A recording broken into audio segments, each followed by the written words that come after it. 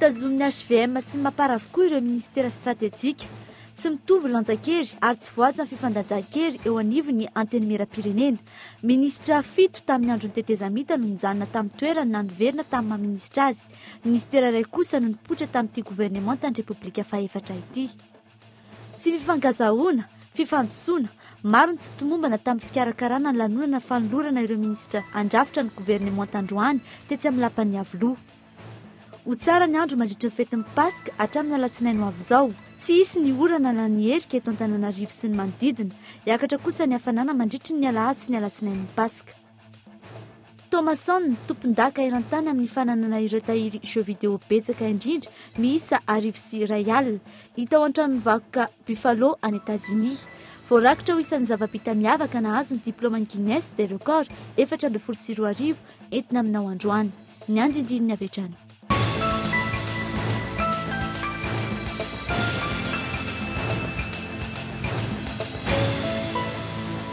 Tompoko klasy tompoko vavy ny fotoanan'ny fampahalalam-baovao eto amin'ny KOLO TV miarabanao no manasanao mpanajana anaraka ity fampahalalam-baovao lehibe toy ny mahazatra izao fampahalalam-baovao izao. Vaovao politika no anomboantsika izany fampahalalam-baovao izany. Ministra 1 no andrafitra ny gouvernemanta tarihiny ny Prime Ministra KOLO Roger vehivavy ny 4 raha toa ka efa nisy tamin'izy ireo no efa nitazona ministera tamin'ny gouvernemanta izay notarihana maire Biriziky. Misy ny olom-baovao ahitana taratra ny fampihavanam-pirenena, ny firaisan-kina sy ny ezaka atao ialana amin'ny fantrana izao gouvernemanta voalohan'ny Repoblikan'i Madagasikara fahaefatra izao. Raha nambara ny filoham-pirenena ery Rajaonarima Mampianina androany no tanterahina androany moa izay fanolorana tamin'ny fomba ofisialy izay ny anaran'ny mpikambana ao amin'ny gouvernemanta izay. Arahantsika ny fanadidiny iarana amin'ny sitraka Ravoniarson. Herinandro katroka taoriny nanendrena ny Prime Ministra KOLO Roger tafatsangana androany ny gouvernemanta. Tamin'ireo CV anjatony voarain'ny Prime Ministra KOLO Roger hatramin'ny fiandohany ity herinandro ity anarana 130 no voatazona. Manantso ianareo amin'ny avolonareo koa amparoso ny firenena. Nojerena ireny tsy nisy tsy nojerena akory sanatria vava saingy voafetra ny toerana. Maro ny anakitra azo amparosoana ny firenena matoky izany izay fa isika rehetra na tsy voaray ao anaty zao gouvernemanta izao aza dia manana ny anakitra izay nandrifatsika ary tsika raisina amparosoana ny firenena. Nisy tamin'ireo ministra no tendrena androany no efa nitatana ministera tamin'ny fitondrana tetezamita. Isan'izany i Joanita Taimananjara izay ministry ny fahasalamana teo aloha saingy voatendro ho eo amin'ny toerany ministry ny rano kosa amin'ity gouvernemanta vaovao ity. Voatazona mitoerany ihany koa ny ministry ny fambolena Roland Ravatomanga. Ankoatran'ireo, nisy tamin'ireo ministra voatendry androany no avy amin'ny ankolafin-kery politika eto amin'ny firenena. Voakasika amin'izany ankolafy Ravalomanana, ny HVM, ny Malagasy Miaramianga, ny Mapara, Leader Fanilo, MTS, MDM, saingy tsy araka ny fifandanjakery eny amin'ny antenimieram-pirenena kosa ny fanendrena sy ny isan'ny ministra. Manoloana ny fanendrena ireo mpikambana ao amin'ny gouvernemanta, nambara ny filoham-pirenena fa mamaly ny fepetra takiny ny fandrafetana ny gouvernemanta tarihany Prime Ministra KOLO Roger. Tafatsangana zao ny gouvernemanta voalohany fahaefatra izay ahitana taratsy ireo foto-kevitra lehibe izay efa nambarako miainona ny fampihavanam-pirenena, ny fahasikinantsika ary ny ezaka famparosoana ny isambarotra. Na dia ohatsy ny foto-kevitra izay novisiko ireo dia mafisiko fa atao vaitondràna ny famparosoana ara-ekonomika sy ny fivelarana ara-sosialy. Any amin'ny fahantrana zao no ataontsika mila vokatra ny vahoaka. Ministera 130 no mandrafitra ny gouvernemanta tarihany Prime Ministra KOLO Roger raha ny isa 530 ireo ministera tamin'ny fitondrana tetezamita. Notanterahana androany ny fanolorana tamin'ny fomba ofisialy ireo mpikambana ao amin'ny gouvernemanta ireo. Iverenantsika tsirairay moa izay mahakasika ireo ministra vaovao ireo fa hotoy antsika kosa ny fambalalaam-baovao.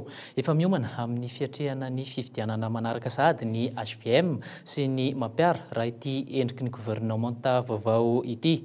Notazin'izy ireo avokoa ireo ministera stratégique. Araka izany, araka ny famakafakana natao moa tsy mitovy lanja tsy mitovy ny lanjakery ary tsy voaja ny fifandanjakery eo anivony ny antenimieram-pirenena. Mahatsiaro voafitaka ihany ireo nanolotra sy nametraka ny Prime Ministre KOLO amin'ity endriky ny gouvernemanta ity raha ny lisitry ny ministra nivoaka androany iny. Ho mafy araka izany ny miandry ny Prime Ministre vaovao sy ny amin'ny fiaonany amin'ny antenimieram-pirenena everina atao amin'ny fiandohan'ny volana May ho avy izao. Hita Sinjo. Toy izao ny fitsinjaran'ireo mpikambana eo anivon'ny gouvernemanta arakaraka ny fironana politika misy azy ireo. Prime Ministre sady Ministra ny fahasalamana, KOLO Christophe Laurent Roger, HVM, Rakoto Vaorivo, Razafitrimo Arso Lala, Rabary Andrianiana Paul, Lalary Saina Joëly Valérien, Mapara, Maharanty Jean de Dieu, Ndaimananjara Bénédicte Joanita, Ankolafy Ravalomanana, Ravatomanga Roland, Andriamosa Arso Jean Anisette, MTS, Ratsiraka Iarovana Roland, Ramanatsora Marcel Benjamin, Malagasy Miaramiainga, Fienena Richard, MDM, Andriantsina Jacques Ulrich, Refondation Totale de Madagascar, Randriamampiona Joseph Martin, Lider Fanilo, Reboza Mahaforona Cyril, Arema, Horace Cassien.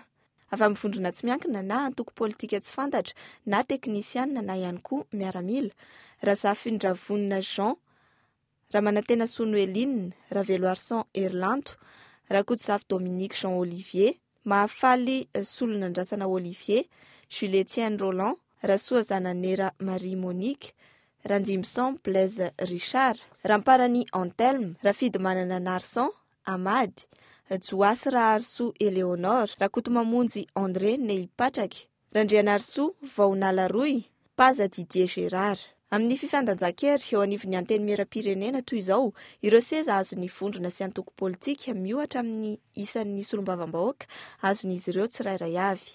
Mapara nahazo solombavam-bahoaka 720 ary nahazo ministera 2.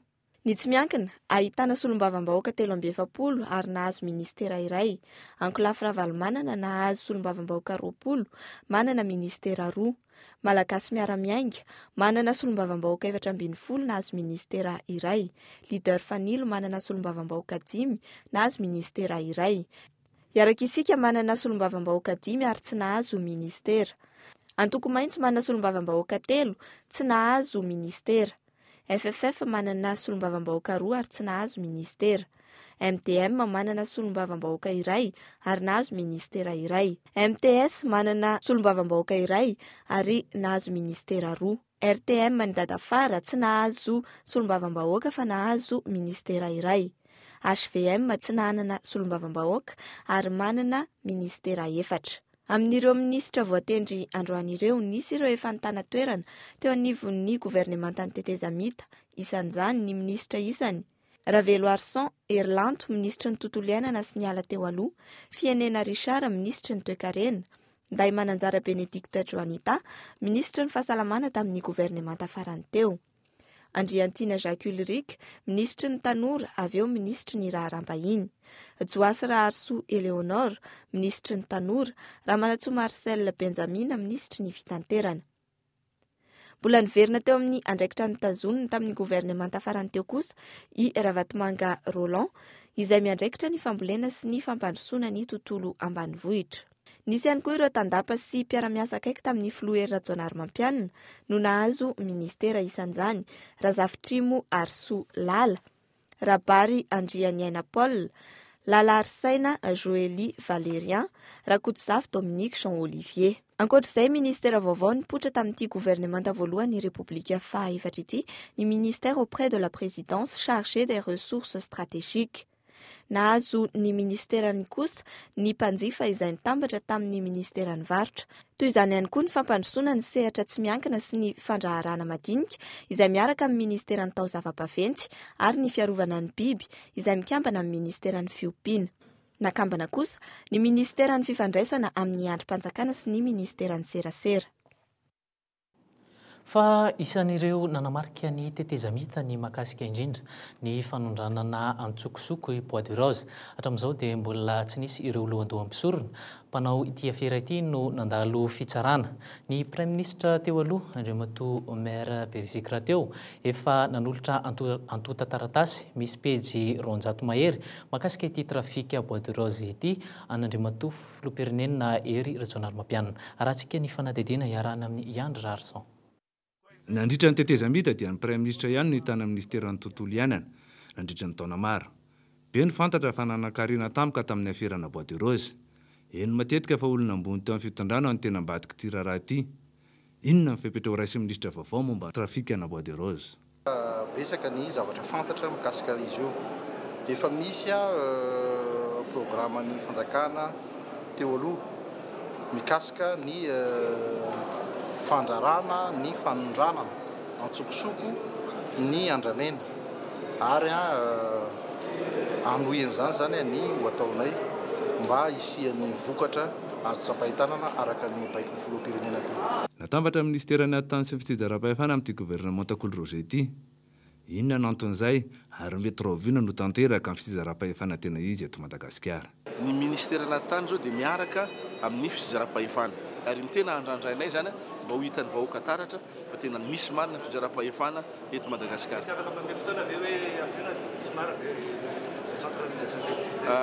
Lizy manko tsy zavatra ataontsika hoe tsy zavatra azo jogena na hoe metarina hoe androany na androany fa apetraka aloha karazana fototra. Ny fototra ny aingana tsy maintsy ametraka dia amin'izay fotoana zay tsy ny fitondram-panjakana irery no ametraka azy fa iarahana vahoaka ary zay moa zany ny tena dikan'le hoe décentralisation, c'est-à-dire c'est la gestion propre des affaires, la gestion des affaires propres par la population locale. Tsy nanome fepotana mazava amin'ireto ministra reto hanomezana vokatra moa ny filoham-pirenena sy ny prime ministre fa izay tsy mahavita na inona n'inona ao anatin'ny 2 volana dia andraisan'izy ireo fepetra araka ny nambarany. Raha tamin'ny 1.2 ora kosa no ora anaovana izay anolorana ireo mpikambana ao anatin'ny gouvernementa izay dia tamin'ny 12 ora sy sasany vao nanomboka izany hita soritra teny an-toerana ny fikorontanana teo amin'ny fikarakarana araka ny hitan'ny mason'ny mpanao gazety rehetra moa izany. Provin'izany efa tafiditra tao amin'ny trano malalaka anaovana ny lanonana fanolorana vao napetraka ny seza an'ireo mpikambana vaovao ao anatin'ny gouvernementa ny KOLO Roger. Isan'ny tsy nampozina ho lasa ministra Irandriamampianina Joseph Martin Dadafara hafakely ny fidirany teny amin'ny lafany Avril. Na diso lalana aza ny fiara nitondra azy dia tsy niala teny aminy ny fihetsika miaratsikana. Ireo mpiandry sy mpisavavaravara aza sahirana be ny ihany amin'ny tsy fahafantaran'ireto ministra ka voatery tsy maintsy ny antso ny tompon-dapa ny sasany tamin'izy ireo. Tsy nampozina ihany koa ny fandraisam-panao gazety any Amadina nandritra.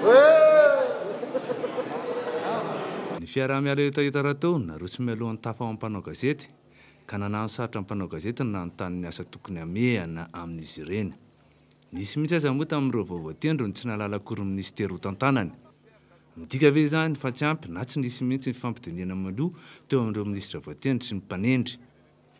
Heny tena andava aza fa tokony Dr Jean-Louis Robinson no ministra ny fahasalamana fa dian'ireo mpikarakara ny antso azy. Nilaza onena izany ihany koa ny ekipan'ity kandida filoham-pirenena teo aloha ity.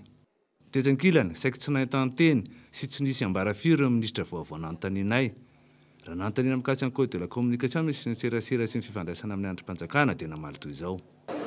Aleo lamina tsara hoa fa mbola rafinjolona marobe ty. Mikasika kosa ireo gadra politika sy no mety ho fanenjehan'ireo mpanondrana tsokosoko bois de rose dia mbola ny prime ministre hatreto aloha no mahalala izany. Kasika izao mbola vory rehefa avy eo dia mbola izay vao hoe inona amin'ny zavatra ho atao amin'ny priorité amin'ny politikin'ny général de l'État dia izay no ahafahana mandray an'ilay fepetra rehetra ho raisina mikasika an'ireny. Ny prime ministre KOLO Roger dia nangataka fa aorian'ny piknika fa tena iroso amin'ny asany gouvernementany.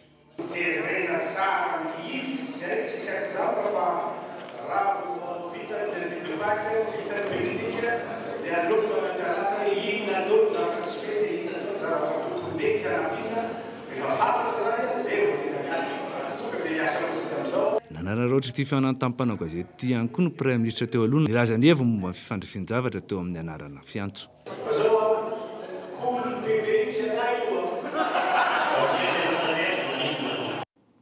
fa naneho ny heviny kosa androany avy eo amin'ny force média mixte mahakasika indrindra moa zany ny toedra raha politika nisy tato anatin'ny 5 taona nisian'ny tetezamita manaitra ny tompona andraikitra sy ny vahoaka malagasy ihany koa izy ireo mahakasika indrindra ny fanendrenan'ny ministry ny gouvernemanta voalohan'ny republika faefatra fa tsy mifanaraka araka ny nambara tany aloha ny fanendrena ny mpikambana sasany arahantsika izay fanampanazavana izay nandritra ny 5 taona nitondrany nisy ny tetezamita teo dia fandradradrary izay ombeny fa zay kosa aloha tsy anohana zavatra tsy rariny sy zavatra tsy mandeha amin'ny tokony ho izy eto amin'ny firenena fa ny zavatra azo ambara aloha androany dia izao lazalazaina efa misy iray volana roa volana zay hoe tsy ekena ny redoublement fa tsy maintsy olom-baovao dôly no andrafitra ny gouvernement zay zao anankiray dia zavatra efa niala atao amin'ilay fampanantenana zay ihany no azoneo ambara androany fa le fomba fiasa ry zareo ny safidy anazy fa zay dia anara-maso akaiky ary tsy mety hiakatsehatra zay hanazava ny zavatra tsy mety sy tsy rary nety Madagasikara. Dia ho fantaritsika amin'izay ary hoe izavy ireo ministra ireo nisy ny olona tsy nampozina nisy kosa nefa ireo navarina ny natafidirany tao anatin'izany gouvernemanta izany ohatra amin'izany ny nafitafiditra olona 3 tao anatin'ny gouvernemanta ny fédération ny baolina kitra ivirenantsika tsirairay ny mahakasika ireo ministra natolotra androany ireo. Présidence chargée des ressources stratégiques, Monsieur Avril Joël Valérien. Ministre de la Défense nationale, Général de division Vaovao Dominique Jean-Olivier. Ministre des Affaires étrangères, Madame Avril Joël. Garde des Sceaux, ministre de la Justice, Madame Vaovao Noémie. Ministre des Finances et du Budget, Monsieur Avril Jean. Ministre de l'Économie et de la Planification, Général de division Vaovao Irlande. Ministre de l'Intérieur et de la Décentralisation, Monsieur Vaovao Olivier. Ministre de l'Industrie et du Développement du secteur privé et des petites et moyennes entreprises, Monsieur Jules Roland. Ministre de l'Agriculture et du Développement rural, Monsieur Avril Roland. Ministre de la Santé publique, Monsieur le Premier ministre Christophe Laurent Roger. Ministre de l'Enseignement supérieur et de la Recherche scientifique, Madame Vaovao Marie Monique. Ministre de l'Éducation nationale, Monsieur Guillermin Paul. Ministre de l'Emploi, de l'Enseignement technique et de la formation professionnelle, Monsieur Horace Gatien. Ministre des Travaux publics, Monsieur Assir Yaroul Roland. Ministre de la Sécurité publique, Contrôleur général de police, Nadine Blaise Richard. Ministre de l'Environnement, de l'Écologie et des Forêts, Monsieur Raphaël Antenne. Ministre du Commerce et de la Consommation, Monsieur Raffiman Garçon. Ministre de l'Énergie, Monsieur Cyril Richard. Ministre de l'Eau, Madame Daïmanza Bénédicte Jolita. Ministre des Ressources halieutiques et de la Pêche, Monsieur Ahmad. Ministre de l'Élevage et de la Protection animale, Monsieur Raymond Joseph Martin. Ministre du Transport et de la Météorologie, Monsieur Adétine Jacques Ulrich. Ministre de la Fonction publique, du Travail et des Voies sociales, Monsieur Mahalante Jean de Dieu. Ministre de la Population, de la Protection sociale et de la Promotion de la femme, Madame Joas Rachou Léonore. Ministre du Tourisme, Monsieur Amansou Marcel Benjamin, ministre des Postes, des Télécommunications et des Nouvelles Technologies, Monsieur Avril André Nebatek, ministre de la Communication, de l'Information et des Relations avec les institutions, Monsieur Épouse Mahfoul Siri, ministre de la Jeunesse et des Sports, Monsieur Moussachou Jean Anissé, ministre de l'Artisanat, de la Culture et des Patrimoines, Madame Ménachou Voilà-la-Rouille, secrétaire d'État auprès du ministère de la Défense nationale, chargé de la gendarmerie, général de division Paz Didier Gérard. Araka izany ireny olona ireny no mandrafitra ny gouvernementany KOLO Roger. Iny vaovao politika iny kosa no ivadiantsika amin'ny maresaka réseaux sosialy. Hoesorina eto andrenivohitra ve ireo bidonville. Ankolaka no nanambaran'ny filohan'ny délégationna manokany tanàn'Antananarivo izany androany. Tranotomboka avokoa nefa ny 1200 ny fanorenana eto Antananarivo. Rehefa nataony fanadidina dia irona kokoa any amin'izay fanesorana izay ny vidin-dresaka. Arahantsika ny fanadidina.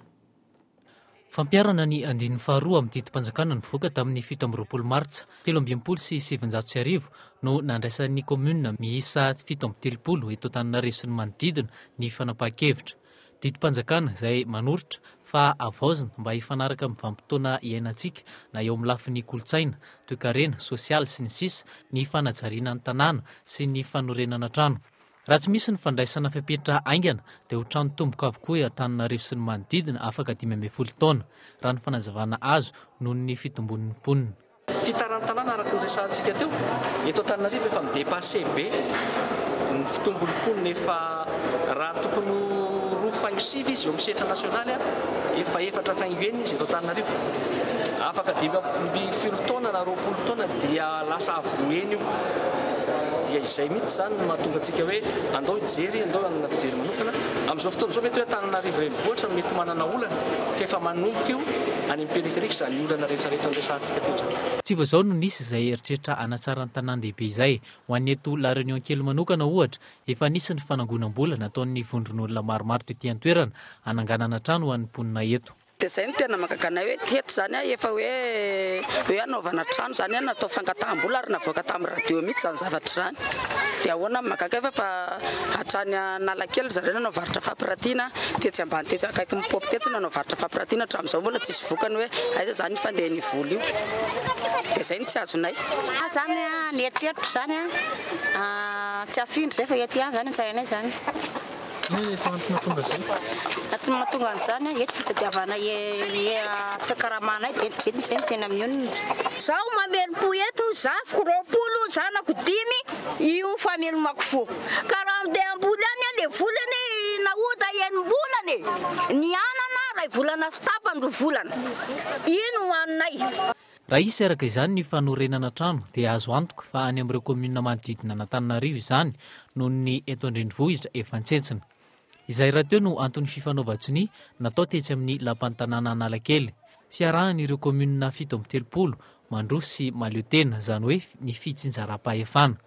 Tsy maintsy jerena ny mahakasika ny bidonville eto andrenivohitra anafoanana izany indrindra ny eto tanàn-dehibe raha ny fanazavana.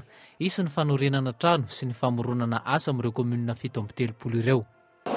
Ny bidonville ngeny dika ny bidonville dia zao le fanorenana tsy manara-dalàna. Ka ny fanorenana tsy manara-dalàna misy lalàna tsy maintsy ho apetraka. Amin'ireny fanalàna amin'izao fotoana izao aloha hitanay hoe tsy dia efficace loatra hoy ny vahiny, tsy dia ahafahana miasa loatra ka zany mahatonga an'io tanàna io tahaka an'io. Fa ireto olona rehetrareto zany dia efa vonona hoe alao fa angatakatsika amin'ny fitondrana fobe raha toka misy lalàna tena tsy maintsy ilana an'izany any amin'ny anteny mera-pirenena dia tsy maintsy atao zany. Ka inona ny tiany hiaina ao anatin'ny fahantrana izy sa hiaina amin'ny tsaratsara kokoa. Mampirisika ny fanjakana foibe sy ny sampandrarahan'ireo ministera isan-tokony indrindra fa ny misahana ny fanazariana tany araka izany ny fivondronan'ireo commune 730 ireo amin'ny anatanterahana io tetikasa io ity farany izay miverina amin'ny resaka Grand Tana. Iaraha malala fa tafiditra tanteraka ao anatin'ny fetin'ny Pâques isika amin'izao fotoana izao. Tsy misy ahina ny toetrandro mandritra izay fetin'ny Pâques izay, tsisy ny orana na ny erika eto Antananarivo sy ny manodidina hatramin'ny alatsinainy ho avy izao.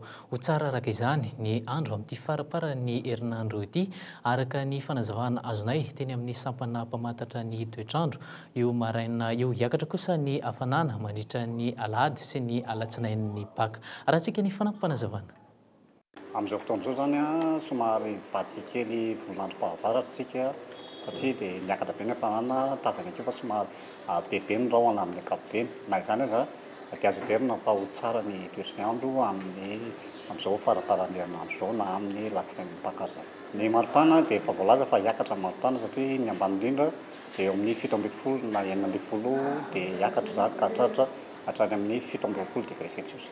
Fa mbola eo amin'izay vaovao mahakasika ny Pâques izay hatrany dia 3 andro mialohan'ny hatongavan'ny fetin'ny Pâques ny tombo 3 na 4 avoeny ireo nangataka fahazahon-dalana manokana na licence provisoire izany ho an'ireo fiara-pitatitra eto Antananarivo ahafahana mivoaka na miova ny faritra ifamezivezeny amin'ny andavanandro sao anatin'ny 3 andro. Toerana 2 no ahafahana maka io fahazahon-dalana io. Ndeha arahana ny fanadidina iarahana amin'ny andro indrindra Fiara taxi be sy taxi brousse hatrany amin'ny 500 no tsy hiasa amin'ny zotra iasany amin'ny andavanandro amin'ny fetin'ny Pâques sy ny alatsinain'ny Pâques. Fanentan'ireo tompon'ny fiara ihany afaka ataon'ny agence des transports terrestres sy ny coopérative mba hampiasa ny fiara ny tony isan'andro. Nanomboka ny alarobia farany teo 50 hatramin'ny 200 isan'andro ireo tonga mangataka fahazon-dalana manokana na licence provisoire eto amin'ny ATT raha tsy mahatratra 50 zany amin'ny andavanandro. Andeha hitsangatsangana zay amin'ny lundi de Pâques dia andeha any Vatomandry dia mba manala azy zay fianakaviana dia maka autorisation spéciale. Dia fahazon-dalana amin'ny fisakana gendarme sy ny polisy. Chauffeur tomobile makaiza? Manao ligne Mercedes. Dia hoentina makaiza ilay tomobile angalana tonga aloha angalana autorisation spéciale? Maka Miarinarivo. Andeha hanao autorisation ho Mazangaza dia raha amin'ny rapitsy maraina. Dia verina larobia patro trano zany hoentiny. Tsy fahazon-dalana natao hivezivezena nefa ity licence provisoire ity fa mandroso sy miverina ihany. Izany hoe tsy azon'ny fiara-pitatitra atao ny mivezivezy amin'ny zotra hafa tsy hananany fahazahon-dalana maharitra. Ho an'ny eto Antananarivo ety amin'ny ATT Ampasapito sy eny amin'ny Fasan'ny Karana no ahafahana maka io fahazahon-dalana manokana io. Ny ATT izay misokatra hatramin'ny rahampitso maraina.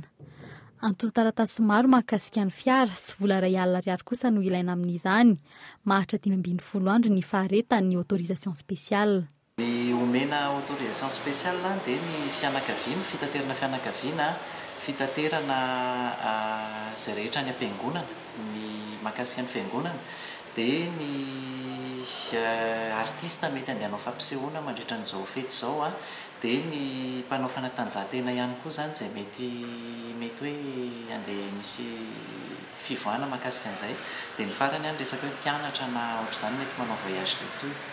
Noferana ho R20 kosa ny saran-dalana miazo an'Antsirabe taorian'ny fifampiresahana teo amin'ny ATT sy ireo mpitatitra amin'ny lalam-pirenena iny ho amafisina ny fitsirihana ny fiara eo am-piangana eo amin'ny Fasan'ny Karana ary ametrahana takela-by fanentanana amin'ny fidirana sy ivoahana n'Antananarivo. Andro marobe nivezivezeny io andro ny fety io ka mba hangatahana mba hanaraka atsakany sy andavany izay toromarika meno ny tompona andraikitra ny filaminana eny an-dalana eny ny polisy zany na ny gendarme satria reny efa napetraka andrindra ny fifamoivoizana mandritra ny fety io.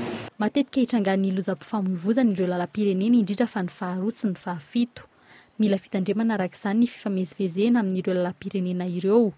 Polisy zandary 503 eo no hiasa handrindra ny fifamoivoizana eto andrenivohitra sy ny manodidina.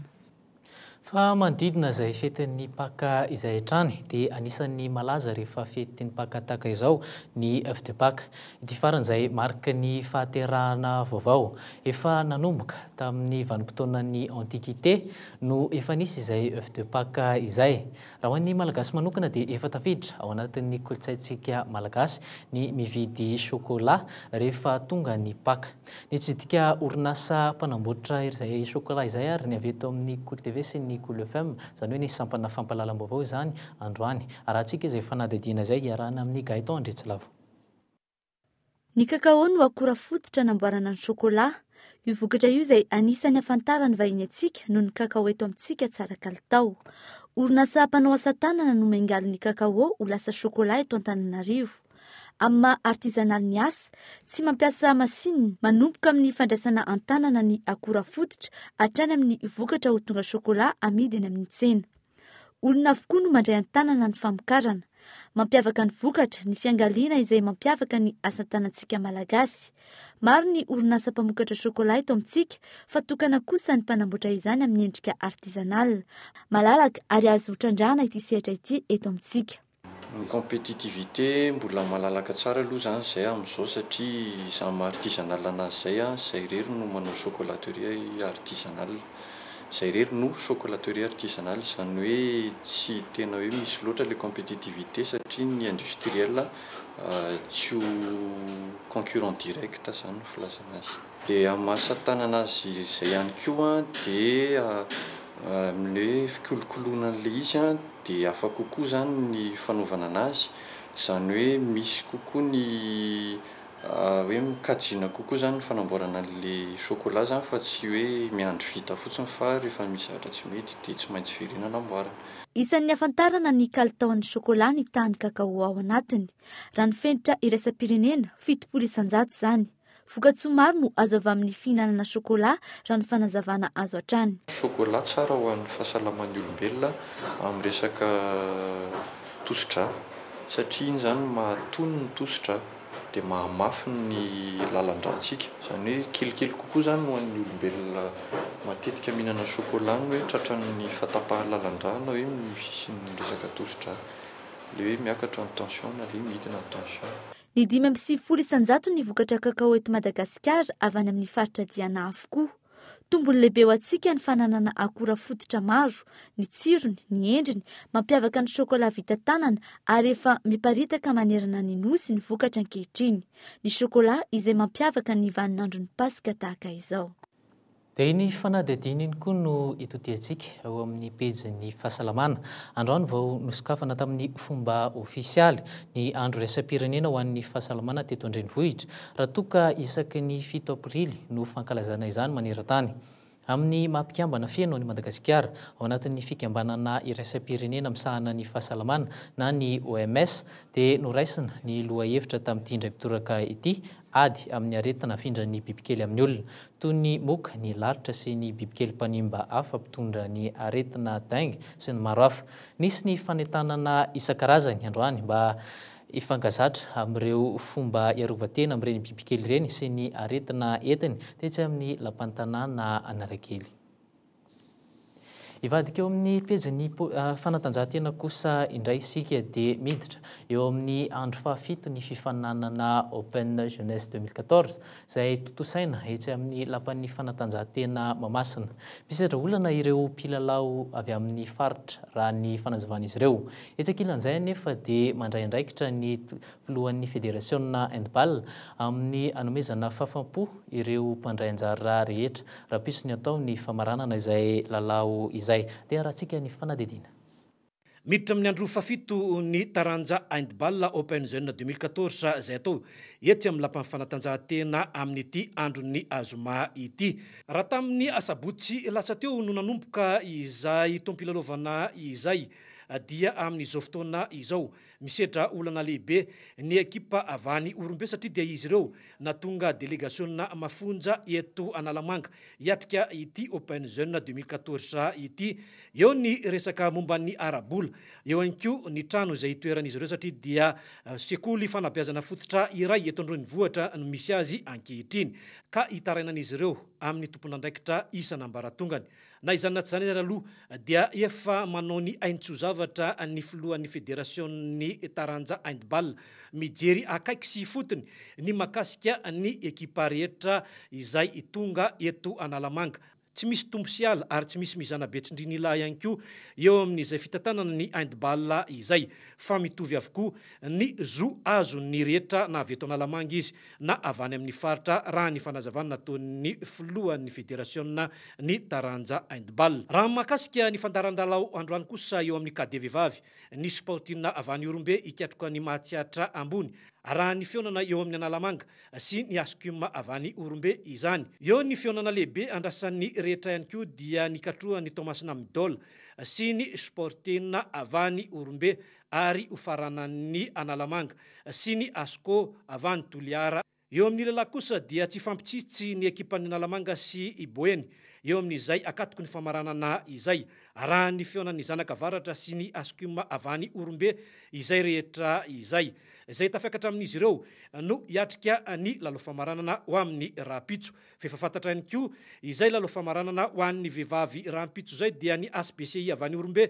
ikatroka ny ekipa aveto Analamanga. Antenana sinona fa iady avokoa izay lalo famaranana efatra ho taterana etsy lampamfanatanjahantena ho amin'ny rapitso ariva izay eo amin'ny taranja handball amin'ity Open Jeune 2014 ity. Zay no mahakasika ny maresaka eto an-toerana fa ivadiantsika amin'ireo maresaka any ivelany kosa ity fanadidina ity. Mikael Thomasson tompon-daka eran-tany amin'ny fananana ireo tahiry jeux vidéo betsaka indrindra izay miisa 10 sy 2 alina hita ao an-trano moa izany. Voarakitra ho isan'ny zava-bita miavaka tafiditra tao anatin'ny Guinness taona 2012 izay fitahirin-kevitra nataon'ny Thomasson izay harantsika ny fanadidina. I started collecting in 1982. I got a ColecoVision for Christmas. I didn't know. Teratany Amerikaniny Mikael Thomasson raika amin'ny 30 taona izy amin'izao fotoana izao. Nanomboka teo amin'ny 12 taona no nanangonany ny jeux vidéo voalohany tamin'ny fetin'ny Krismasy.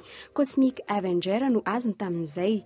Ny taona manaraka, console KOLO no nomen'ireo ray aman-dreny azy. Tsy nanana ny famividina azon'ireo kilalao tiany Mikael tamin'ny fahazazany, saingy nikojakojainy toy ny anak'Andriamaso ny jeux vidéo azony isa-taona. Tsy nanana ny kilalao tamin'ny baoritra na ihany koa ny misy disque laser. Rehefa lehibe, afaka miaro vao nanangona sy ny safidy izay ilainy ny lehilahy. Niainga tamin'ny VHS sy ny jeux à cassette tamin'izany fotoana izay, hita tamin'izany ny Xbox sy ny console. Niavaka tamin'ity indray mandeha ity, ny fananan'ireo kilalao natokana ho an'ny ankizivavy vita ny teratany japoney ny taona 577 toy ny Renette. Nanamarika ny tantaram-piainana ny kilalao nomen'ireo dadabeany sy ny renibeny tamin'ny fetin'ny Noely, ColecoVision ilay tiany sy ny riny hatrizay. Sokajino toy ny olo tiany jeux vidéo, miavaka ary manana ny kalitao eo masony. Tsaroany teo amin'ny tantaram-piainana ny fikasan'ny varotra ireo tahiry marobe ireto ny taona 727 anangonana vola anampiana fikambanana iray. Taorin'izay, ikarakarana ny raharaham-panambadiany niaraka tamin'ny Joanna no saika amarotany ireto kilalao ireto ny taona 727. Rehefa tsy nisy nividy izy tamin'izay fotoana izay, nampitodika azy ampiasa ny fahefana am-pelantanany amin'ny fanatsarana ny kilalao ananany sy ameriny indray ny fanambana petrany hatrizay. Nanomboka ny sokatra ho an'ny ankizy sy ireo ray aman-dreny ny trano vakoka Buffalo ahafahana miala voly sy mitsidika ny vakoka ary ny tahiry ao anatiny. Tratra ny ankehitriny ny tanjona, ny oharany ny tompon-daka teo aloha izay manana jeux vidéo miisa 970 Richard Lissi izay any Florida tamin'ny taona 12 Manandanja araka izany ny vakoka manokana tahaka izao rehefa kojakojaina. Anisany manamarika ny andro iraisam-pirenena ho amin'ny vakoka izay ihany koa isika androany, ary isika malagasy dia manana karazana kilalao maro, na ireo moderna na ireo nentin-drazana. Misy amin'izy ireny no azo atao tahirim-baka toy ny fanorona, ny katro. Maro kosa no ifampitahana, fifampitaizana sy kolontsaina toy ny dia samihafa.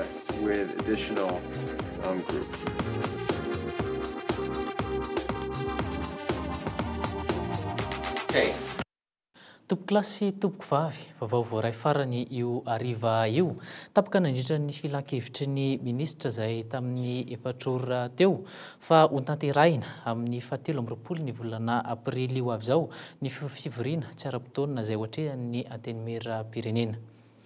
Ny fanindrenana ny KOLO reger ho Prime Ministre, ny rarahany Samy Mapara ary ny antoko mpanohitra. Ireo rehetra ireo no iresantsika mandritra ny fandaharana mikolo-hevitra aoriana izao fampahalalam-baovao izao eto amin'ny fahitalavitra sy ny onjam-peo KOLO moa izany vahintsika amin'izany.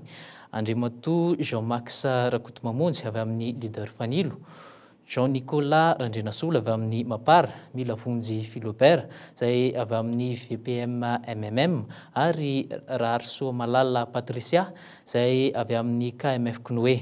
Aza donona ary ny manaraka izay fandaharana izay arahinao kosa anio ny Indiana Jones et le royaume du crâne de cristal izay horonan-tsary aoriana izay fandaharana mikolo hevitra izay.